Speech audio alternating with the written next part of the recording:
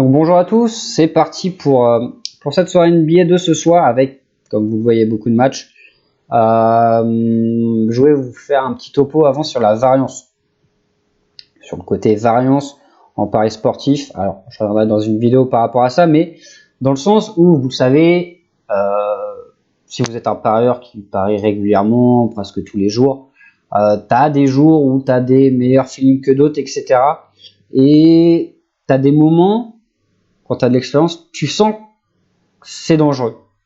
Et c'est ce que j'avais pressenti dimanche dernier, là, quand on avait eu 11 matchs.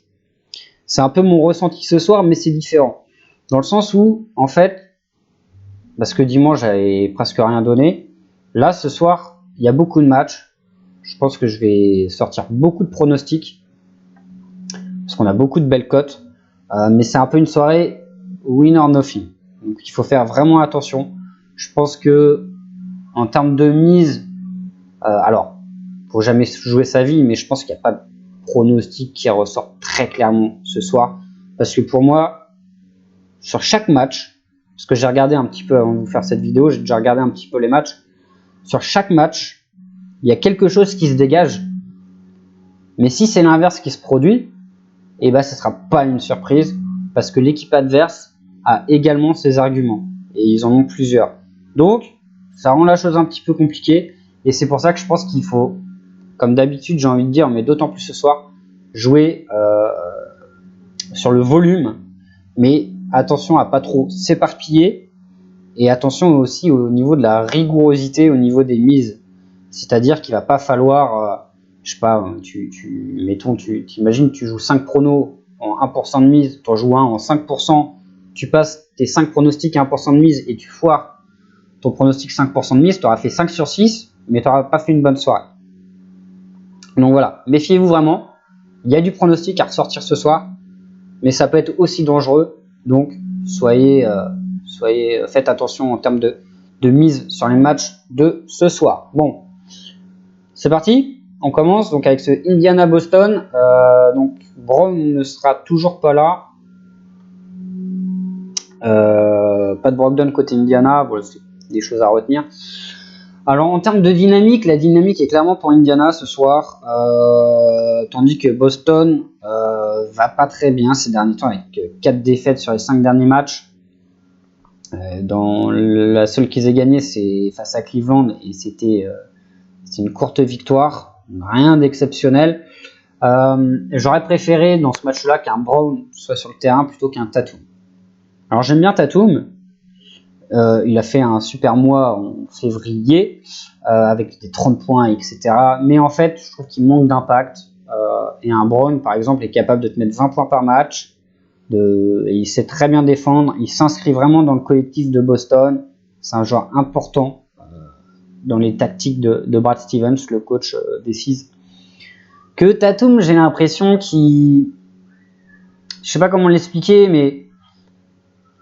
Enfin, on le voit là en ce moment, il met moins dedans et Boston va pas bien parce qu'en fait, il n'a pas la même réussite qu'auparavant, mais il prend autant de shoots et des fois c'est un poids pour Boston, mine de rien. Alors il y a Walker aussi qui est un peu moins bon en ce moment et justement, je trouve que Walker c'est le facteur X pour Boston ce soir.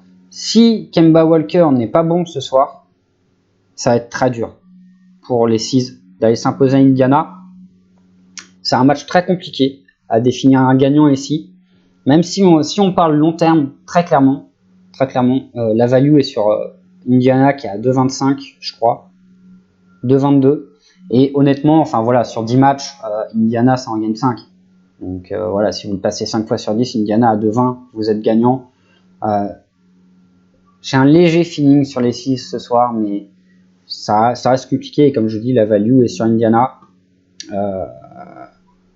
J'aime bien Walker 1,70, ça me paraît intéressant parce que pour moi, comme je dis, c'est le facteur X de cette équipe. L'under me plaisait et je parle en imparfait parce que il n'y a pas Brogdon côté Indiana, toujours pas, et c'est un joueur qui joue demi-terrain, qui porte le ballon, qui emploie des systèmes, etc. Donc tu as des possessions plutôt lentes. Et il n'est pas là, et du coup ça va être Holiday à la main, donc ce sera beaucoup moins le cas. Ça va être une équipe qui va jouer beaucoup en transition, je pense. Et donc du coup ça pourrait... Alors rien ne dit que l'over va sauter. Avec Brogdon, j'aurais très clairement pris l'under. Sans Brogdon, ça devient compliqué. Donc voilà pour ce match qui est très compliqué à donner un vainqueur. Même si c'est vrai que Indiana je vois pas Indiana prendre une volée ce soir. Après, le problème, c'est que ça va être la cotation qui va pas être super. Mettons H6, H5. Pour moi, le Indiana H plus 7 me paraît intéressant. Ne perd pas, ou perd de 7 ou moins. Je vois pas les 6 en mettre une bonne à Indiana ce soir. C'est très... Alors, c'est possible, mais c'est très peu probable quand même. Après, vous avez une petite cote, donc il va falloir leur combiner à quelque chose. Mais c'est possible. Vous pouvez prendre Indiana H plus 7 recombiné, très clairement. Ça me semble le truc le plus intéressant à jouer avec, comme j'ai dit, pourquoi pas un Walker au scoring, vraiment, qui pour moi a de quoi faire ce soir et doit faire quelque chose ce soir pour que les Seas espèrent quelque chose. Tac. Hop, donc voilà pour ce match. Washington-New York. C'est toujours le problème avec Washington, comme je vous le dis à chaque fois, c'est une équipe que j'aime pas prendre en dessous de 1,70, quel que soit l'adversaire. J'aime bien aussi les prendre quand ils sont outsiders. Alors ils jouent New York, mais New York, mine de rien, ça va mieux. Alors, ok, ils n'ont pas non plus un bilan de fou malgré le départ du coach, mais ça va quand même mieux. Mais dans le jeu, c'est quand même bien meilleur. Il y a beaucoup de choses intéressantes à retenir. Je pense qu'on aura du scoring, très clairement, dans ce match-là. L'over 228, ok, oui, logique, ça peut être dépassé. L'over me paraît plus intéressant que l'under en tout cas. Après, je pense que Washington gagnera plus souvent de 4 points ou plus que perdra ce match-là. Si on parle long terme, c'est un last chance pour Washington en vue de la course aux playoffs ce soir. Ils doivent s'imposer, Washington, ce soir, pour encore espérer, parce qu'ils sont à 5 ou 6 victoires d'écart par rapport à Orlando. Ouais, 6. Donc, s'ils perdent ce soir, ça va être compliqué derrière. Mais après, voilà, c'est comme je dis, contre Miami, déjà dimanche, j'affichais une grosse méfiance pour le Heat, parce que Washington est une équipe très offensive. Mais voilà, ils ont failli faire tomber le Heat. Le seul problème, c'est que les 4 dernières minutes du match, ils n'ont pas mis un seul panier. Sinon, ils gagnaient le match. Et au final, ils perdent 2-9, ce qui n'est pas du tout mérité au vu du match. Miami a vraiment eu très très chaud. Et c'est le problème et de Washington, et c'est un problème récurrent qu'ils ont depuis toute l'année, qu'ils avaient déjà l'année dernière, et j'ai même envie de dire l'année d'avant. C'est le problème de Washington, et c'est pour ça que c'est toujours dangereux de les jouer à des petites cotes. Après, voilà, mon feeling va quand même sur eux ce soir. Chicago-Cleveland. Donc il y a eu quelques retours côté Chicago au niveau des blessures, etc. Voilà, Valentine, Harrison, Markkanen notamment. Le souci, c'est qu'il n'y a pas Lavine. Et Lavine, c'est quand même le leader de cette équipe, c'est l'homme à tout faire, c'est un mec qui est capable de te mettre 30 points par match. Il n'est pas là ce soir, et même avec lui, Chicago est une équipe qui a du mal à dépasser les 110 points par match, et c'est pour ça que je vous dis tout de suite que l'under de points est très intéressant ici. L'under 216, bon, vous pouvez prendre l'under 218 si vous voulez, ou même 220, parce que déjà on a deux équipes qui sont pas des foudres offensives, très clairement. Les Bulls encore moins maintenant, sans Lavine. Alors ok, Kobe White en ce moment il met des paniers, etc. Et ça va encore reposer sur lui ce soir. Sauf que si Kobe White il commence à pas mettre ses shoots, et ben ça peut être très compliqué pour les Bulls. En termes de victoire, on est sur un 50-50. Donc la value est sur l'outsider et donc sur Cleveland. Après ça reste même compliqué. J'ai quand même une préférence pour partir sur un under sur ce match. Parce que t'as quand même aussi, t'as du Kevin Love, t'as du Deidre Drummond à l'intérieur côté Cavs, donc c'est intéressant. Love fait plutôt une bonne saison. Sexton, sur la ligne arrière m'a un peu déçu en début de saison, mais il est intéressant là sur les derniers matchs. Et Cleveland va mieux sur les derniers matchs. Cleveland joue sans complexe.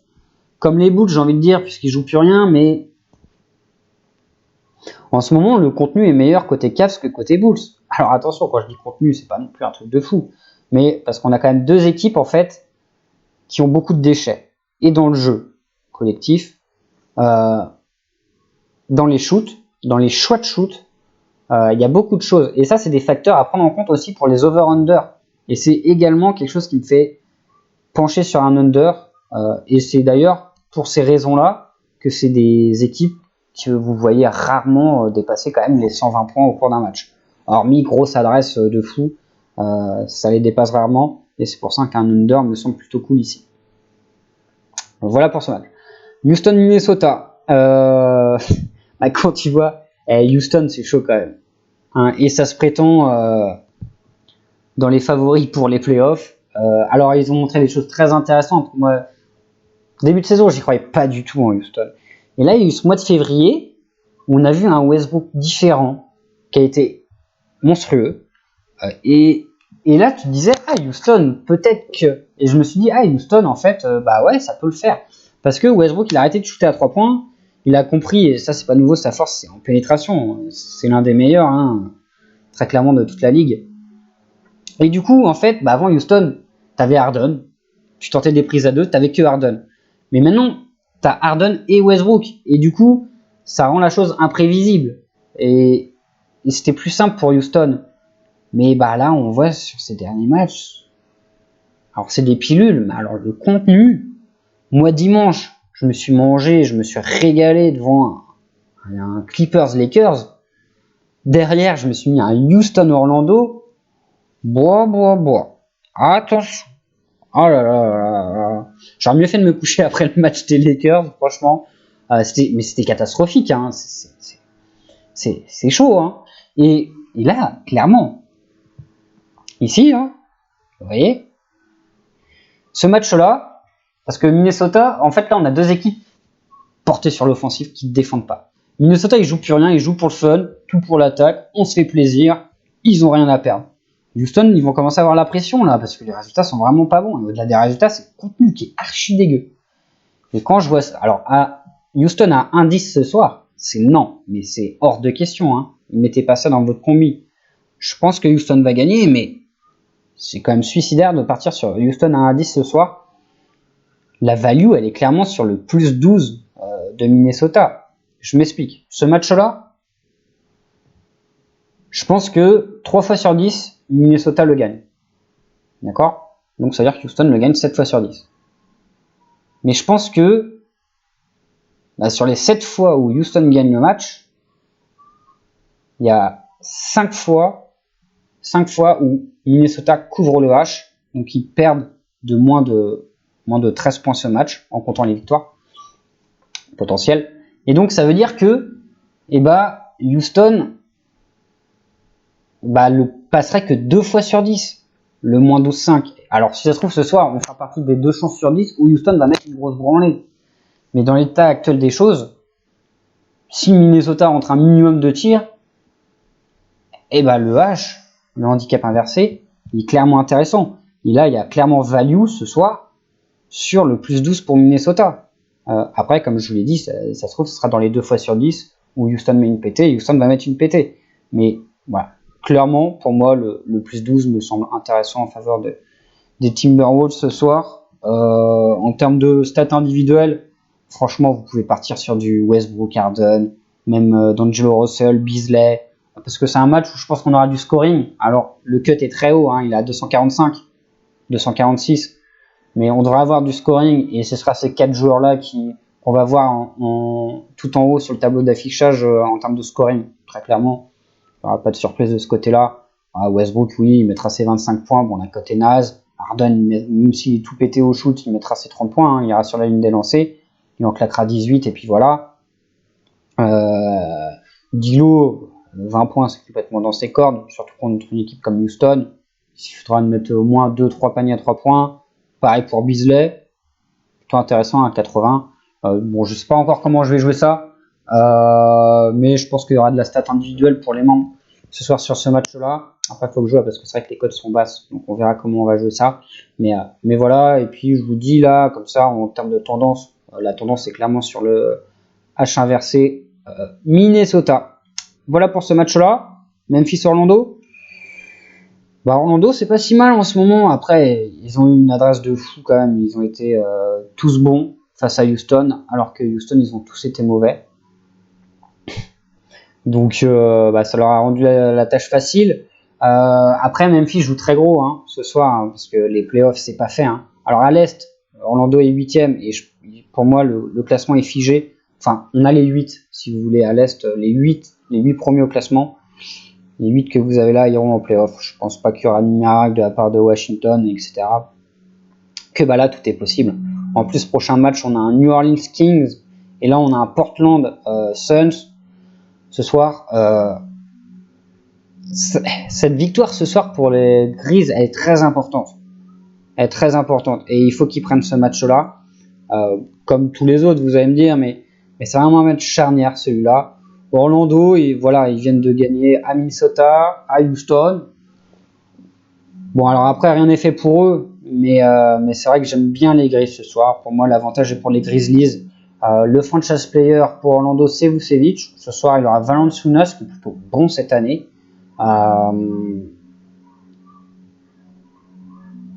Pour moi, avantage Grizzlies ce soir, tout simplement. Même si Orlando a ses arguments, le problème d'Orlando, c'est qu'ils ont quand même beaucoup de joueurs irréguliers. C'est pas une équipe réputée pour être très offensive. Alors en ce moment, ça marche parce que notamment t'as Tyros en sortie de banc qui cartonne. DJ Augustin a été très bon contre Orlando. Fultz met quelques paniers. Iwindu, voilà, il y a des joueurs comme ça. Même comment il s'appelle, Mobamba en sortie de banc. Ces mecs-là, ils tournent à 15 points et c'était pas le cas avant à Orlando. À Orlando, c'était une équipe qui mettait peu de points mais qui prenait peu de points. Et maintenant, c'est un peu le contraire. Ça prend plus de points qu'avant, mais ça en met plus qu'avant, notamment plus qu'en début de saison. Donc, ça a un peu changé en termes d'identité de jeu. Je suis pas sûr que ce soit la meilleure solution pour le Magic, qui a pas des joueurs assez réguliers. Pour moi, c'est une équipe qui ira sûrement en playoff. Et il faut qu'ils retrouvent une identité défensive. Mais ce soir, je pense que contre les Grizzlies, ça peut être difficile pour le Magic. Je pense notamment à Ja Morant, qui a un gros avantage sur Markelle Fultz en termes de match-up. Memphis à la maison. C'est une obligation pour Memphis de gagner ce match-là ce soir. Ils vont vraiment tout donner. Ils peuvent pas se permettre une contre-performance parce qu'elle fera très mal au moral. Parce que derrière, ça pousse fort. Mais derrière, toutes ces équipes-là s'affrontent. Donc forcément, il y en a qui seront éliminés, mais il y en a qui vont se rapprocher. Et donc c'est pour ça que Memphis doit s'imposer ce soir. Avantage en termes de motivation, de par le fait que Orlando sort quand même de 2 victoires de suite à l'extérieur. C'est pas une équipe qui est réputée pour être bonne à l'extérieur de base. Ils sont quand même sur un road trip, non? Ouais, c'est un road trip. Ils ont joué, tac, donc là on est le 10. Ouais. 4e match.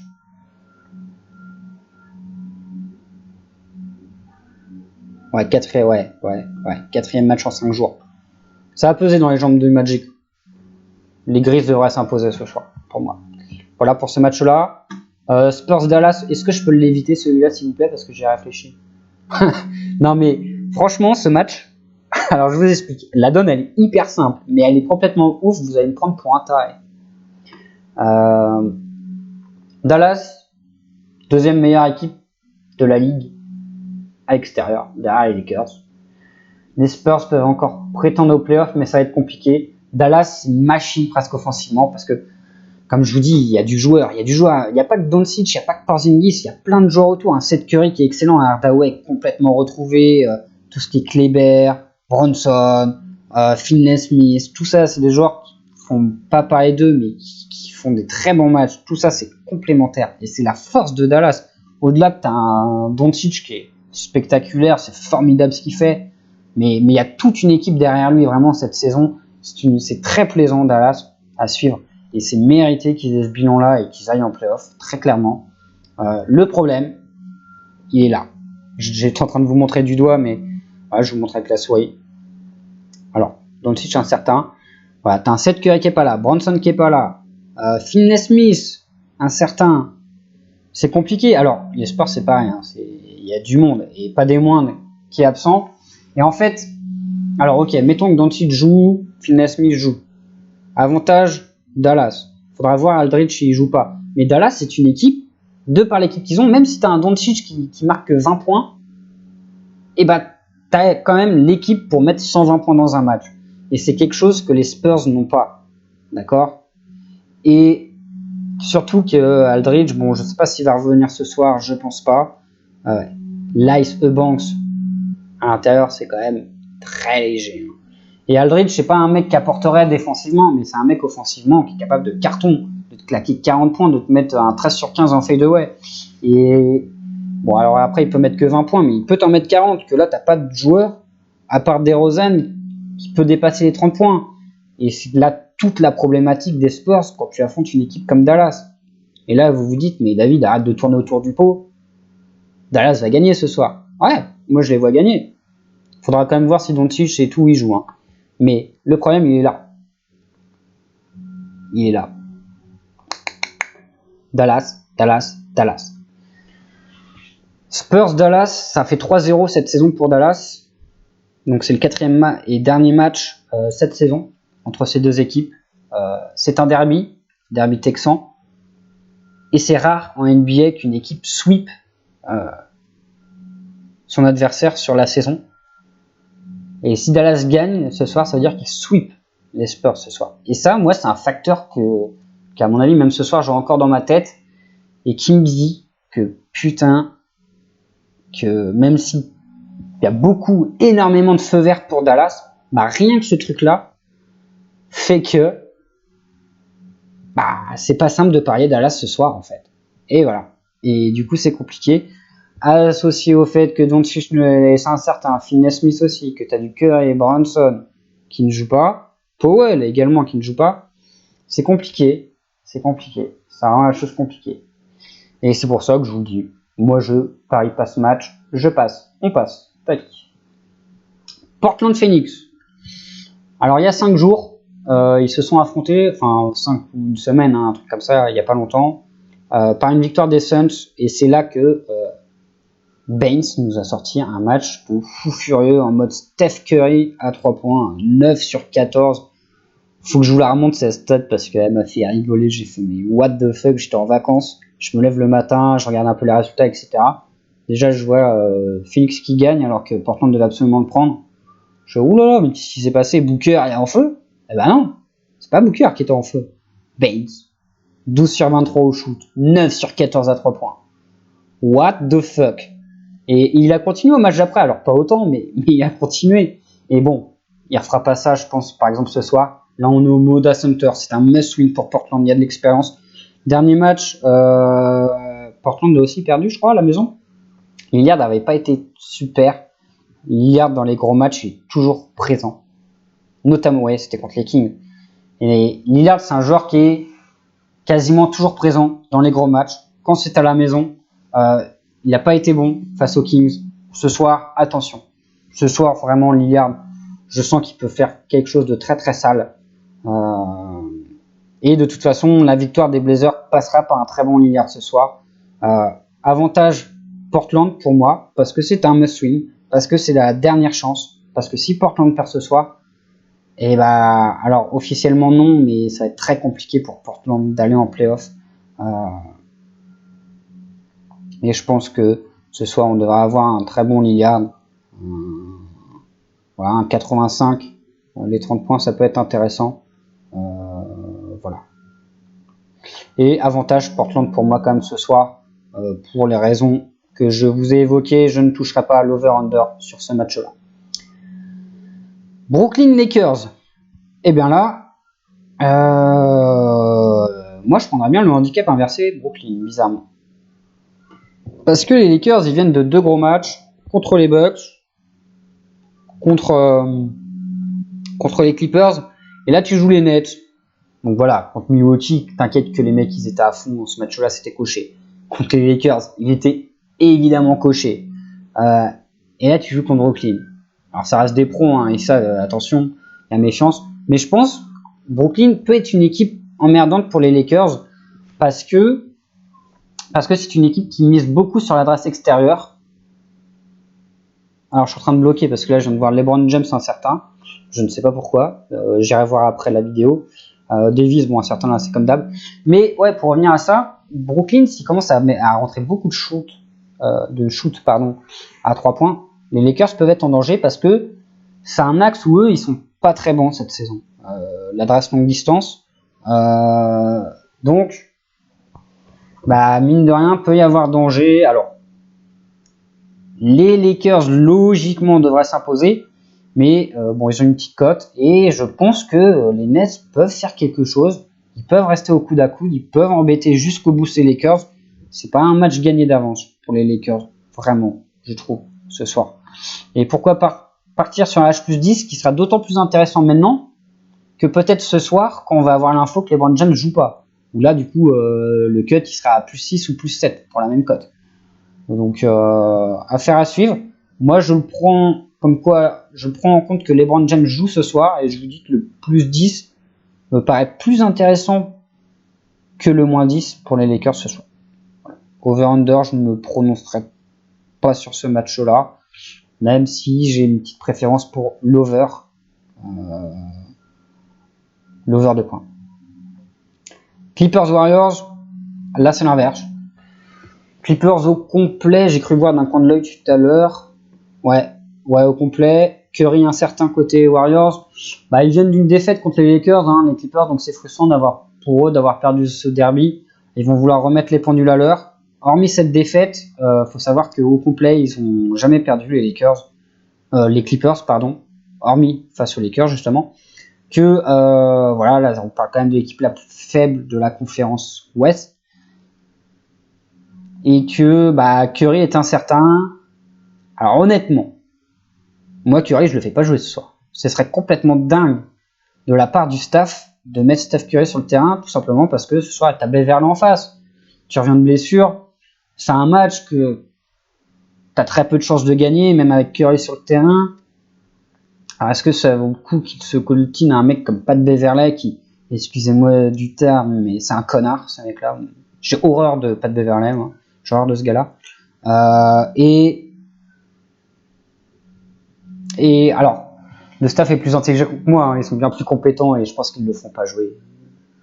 Ils sont pas débiles, ils ne feront pas jouer ce soir.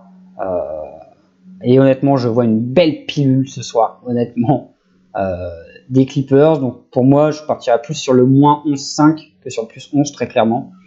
Ce soir, honnêtement, ce serait pas surprenant de voir un 135 à 98 pour les Clippers ce soir. Alors je grossis le truc, mais ce serait pas si surprenant que ça. En revanche, si les Clippers perdent ce soir, je serais très très très très surpris. Le sport reste du sport, mais je pense que les Clippers vont faire sauter son handicap. Voilà pour ce soir. Je pense avoir été complet. Si vous avez des questions, mettez-les en commentaire.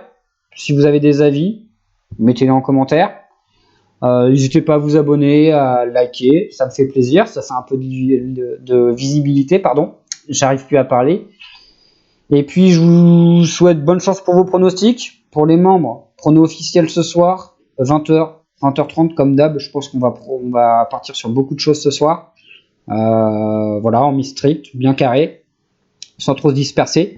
Et puis voilà, et puis je vous dis à demain, je vous souhaite une bonne journée. Ciao ciao.